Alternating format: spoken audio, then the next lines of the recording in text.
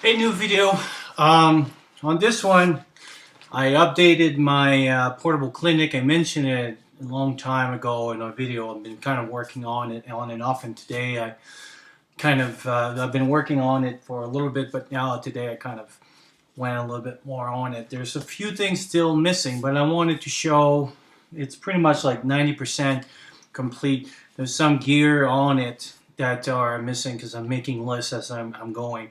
Like I was saying in the earlier video, what I've been doing now is I'm working on a book, basically, that's going to hold in something like this.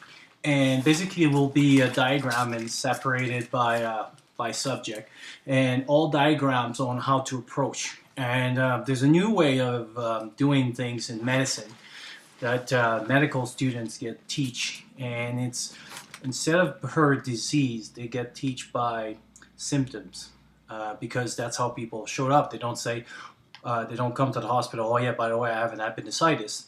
They come and say, I have an abdominal pain. And then through your story, you have to discover. So what I did, I'm I think about 31 or 32 now, algorithm that would cover about 80 to 90% of what the things are. And the reason that I'm doing the algorithm is that from that you could kind of so again, it's let's take abdominal pain because we're on that example. By asking a few questions, where is it, what kind of pains and things like that. So basically what healthcare professionals do on a regular basis, and kind of pinpoint a little bit more the exam. In the hospital, really, doctor, about 90% of what's the disease comes from a very good medical exam. The tests are the other 5 to 10%, and it's just to confirm what you already think. So if I think it's appendicitis, I'll send tests to make sure that it's appendicitis. It could be wrong, but most of the time, I bet. So that's what they call primary diagnose and then a differential diagnose. So it could be appendicitis, but it could be all those other things, and I'm going to rule out those things and make sure that it's this one and not the other ones. So basically, this is what I'm working on. And it's a project going on and stuff. And by approaching it this way, now I can know a little bit more where I want on my kit. So back to the clinic. So it's a portable clinic.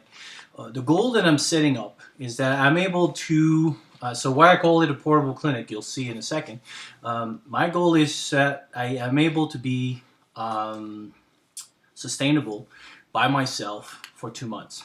So that means I could take care of pretty much everything that comes through for 2 months.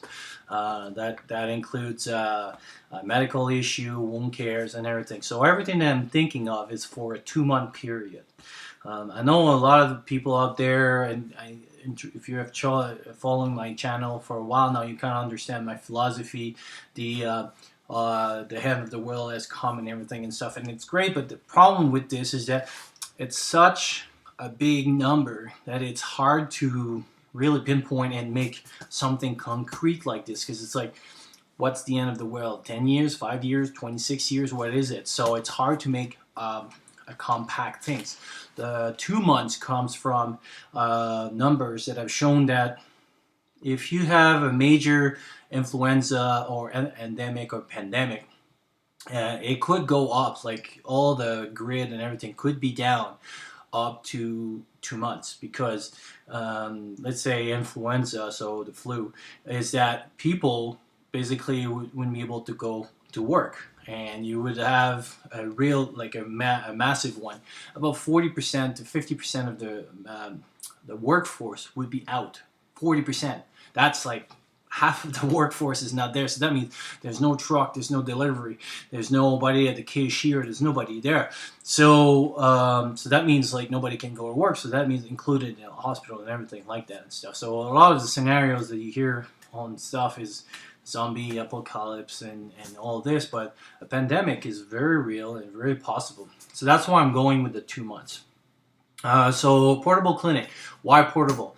Well, first, that means that if I'm bugging out, I can carry this. I have another kit in my car that carries a first aid kit and can be prolonged, and that one is for a week. So my car is for a week. So just like if you would go for hiking and stuff, I carry this, but it has also component that I can re-sterilize some instrument or bandage so that I could maybe extend it to maybe 2 weeks or 3 weeks if I would be in a really bug out situation. This, as you can see, basically was built on, the main bag is built on a portable picnic table. So it can become as a table. Over here it can be lift and become a table. So basically it's made to be transportable. So right now, with pretty much like I was saying, everything, it's, I don't know, maybe 30 pounds, maybe even less, I don't know. But it was, as you can see, was not so hard to lift. I carry everything right now, it's inside there. Like I said, there's still some bags that needs to be done and stuff. We'll go on a quick overview, but I'll be doing video on a regular basis as things gets along in advance. I already did a video on my obstetric bag, which is in there right now, and I'm going to do another one pretty soon on my airway and the philosophy behind it. And again, like any bags, they'll be probably changed, but I kind of like right now the setup that it is. So there's different pockets. There's one in the front, right over here. One in the back, right over there. One on the side, and one on the side, and one major one with 3 bags. The bag himself was from REI, sorry, and I'll put the link at the bottom, and where I bought it.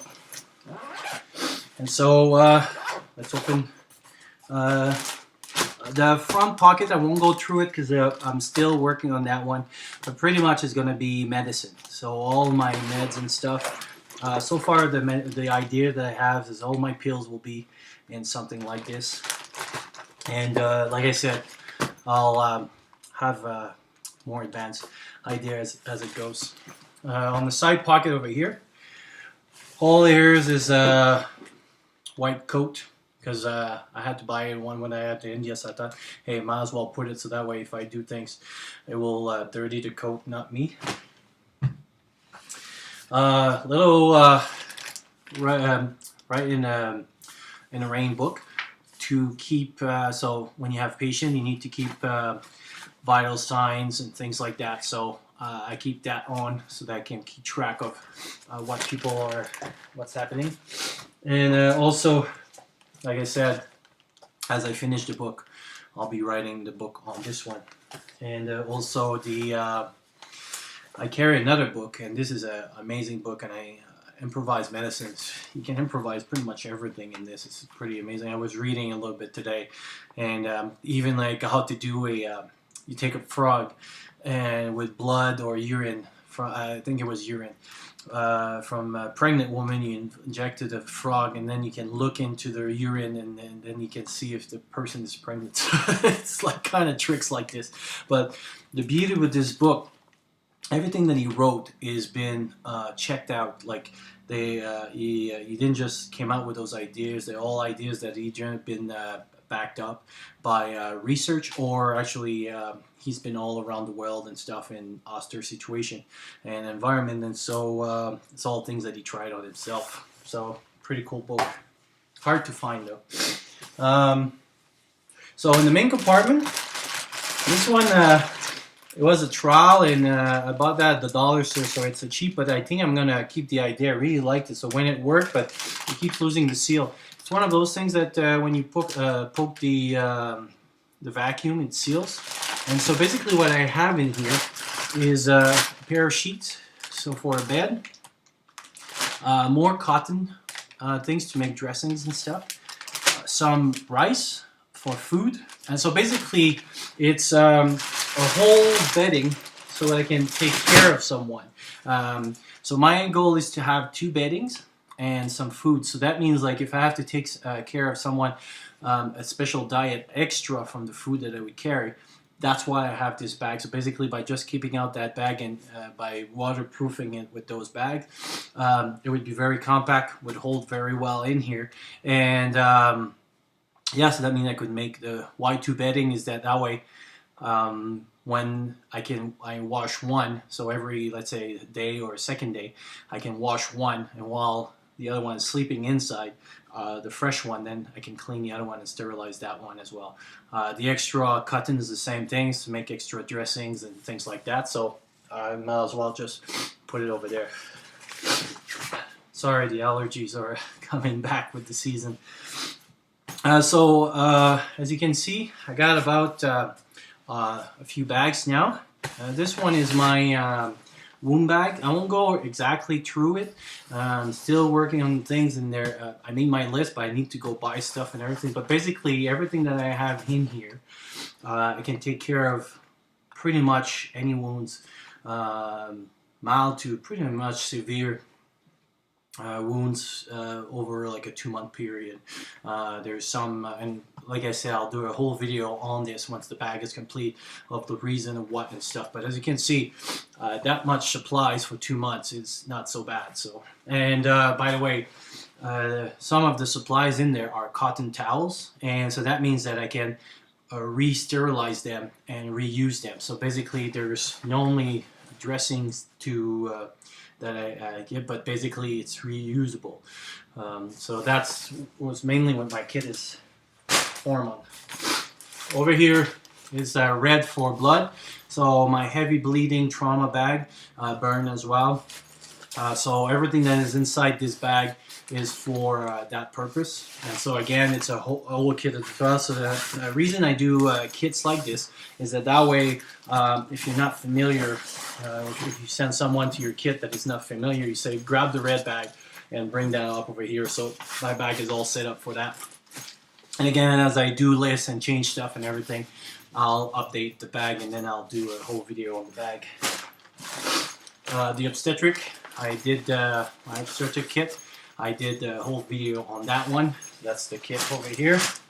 Have some liquid here, Dawn, and I'll explain a little bit later when I do a video on that. But basically, I'll have a few, because there's a few net pockets on the sides here, and I'll carry some gear over here. I have the GSI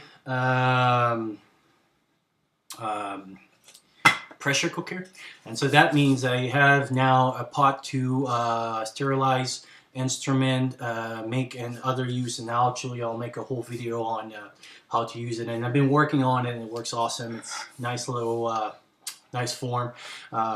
It's been working awesome, and so far all my experience has been working pretty great on that.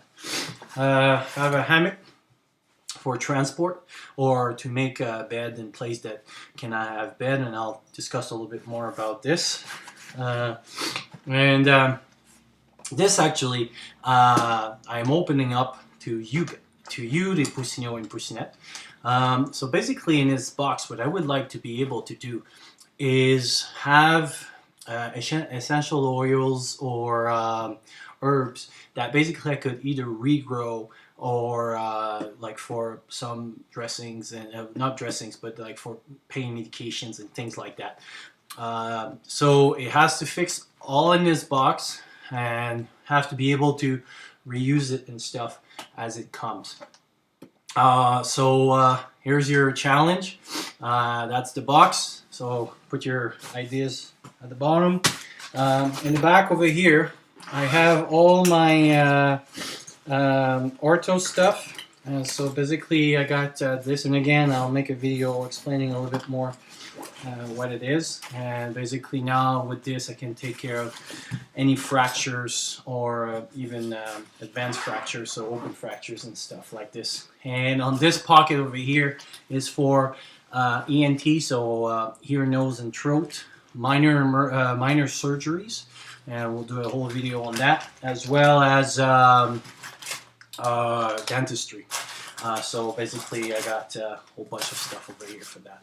So that was my quick overview. Hope you like that, and we'll talk to you soon.